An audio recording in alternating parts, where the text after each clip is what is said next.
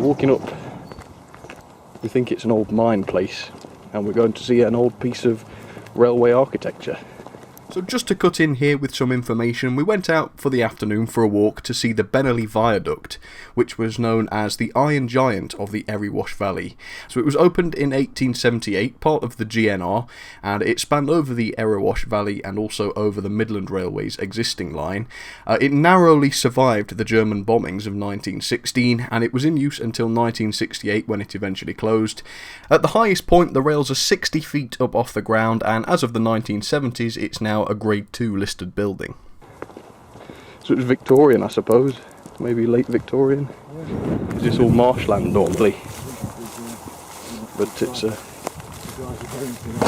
hot day today, so it is looking good and dry. In the winter time you wouldn't get down here. Yep, it's all dried up.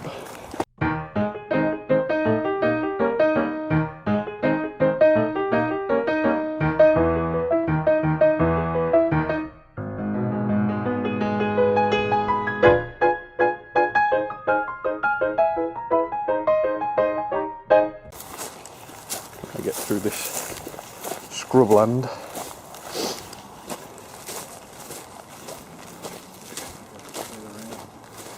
Yeah, can't see much of it right now. And there is a way we can climb up and get onto it, is there? Yeah. Bank of grass, a bank of. I suppose it's the end bank where it joins the rest of the line. God, it looks bigger close up. Didn't think it was as big as this. No, it looks, when you're up there looking down, it looks very high. Oh, I'll have to do that. Nothing? Writing. Oh my God, what does it say? Probably shouldn't show this in case it's something bad. Yeah. Anyway, so you can see it's a very efficient design. Doesn't use too much iron, I suppose it will be, with these sort of trestles holding it up. And yeah, there is like graffiti on all of these. Nick. It's a nice thing though. Incredible feat of engineering, really. And there is graffiti on every single one of these trestles. I don't know if they are real trestles or whatever, but people must really love climbing on this thing, because every single one of these has got graffiti on it. Astonishing. Would you dare climb it? I would not. Yeah, it looks old. See if we can get in close. It's been here a long time. Disused for a long time as well. And this is the underside. There you go. Mighty thing. Wedges through to hold things in place, and then they've opened up at the back. Yeah, it's built on the cheap. It's a very bright sunny day today, so I apologise if you don't see too much of what we're showing. And there's the other one. This Clyde fella has been about quite a bit. And of course this is all bogland, it's all marshland, so these must go down a very long way, these foundations. And it's very dry today, but like I say, when it gets winter time you'll drive past here and it's water, more or less. There's still a lot of water now, even around the base. You can see we're not far off. Oh, there's something down there. A rat. Dear. But I think now we're going to head up there, see if we can't get up onto this thing. Right, we're going to climb up. My dad's already gone ahead. And it's quite a steep little incline. Now there aren't any hills this steep up in the loft, so I'll have to sign off, I reckon. Scramble my way up here. Whew. And here we are. No tracks or anything. Completely empty. Looks as though it would have been double track though.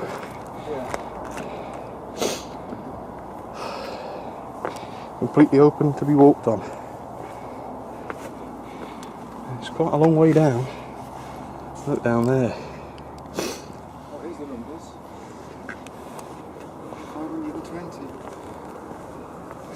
So somebody's been around and sprayed, we've counted these beams and sprayed numbers on.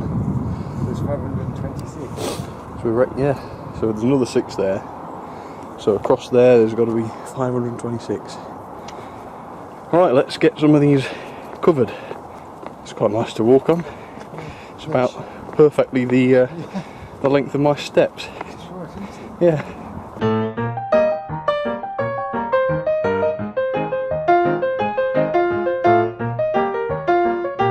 It feels extremely high, especially when you've got gaps in the floor like this.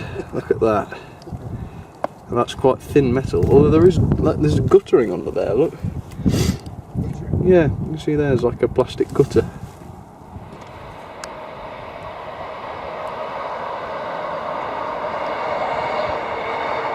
And it's still a place associated with railways. There's a train line that now goes underneath it, but sadly not on it anymore. And there's still ballast, look, in the tracks. In fact, you can see where the rails used to be. There's a mound here, goes up there.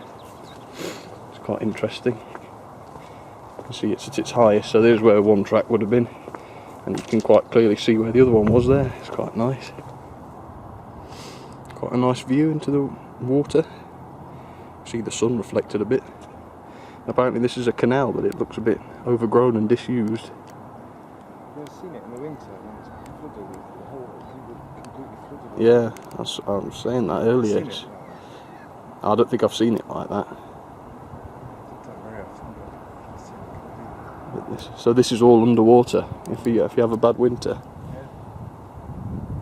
There's horses living on it now. I suppose they have to move. So excuse the wind. We now wait for the wind.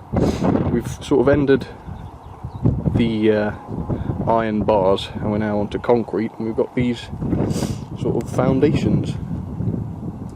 Would they be for holding sleepers, or does this look a bit modern? I wonder if they might modernise this section of it so that it's safe for the rest of the railway. Let's have a look. Yeah, definitely looks like a different design here. Definitely got brickwork there. I think you can see that. Looks like there's even a nice set of express points.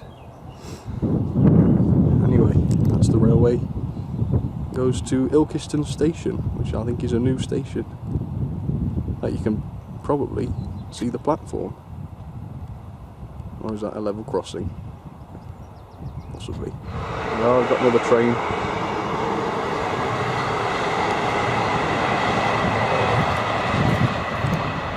Well, thank you for joining us on the trip to Bennerley Viaduct near Ilkeston. If you fancy seeing any more of these railway adventures, let me know and we'll see what else is in the area we can go and visit. But for today, I think that's about it. We've got to the steep bit at the end here, so we're going to watch it here. Good God. Right, put the camera away. Cheers everybody.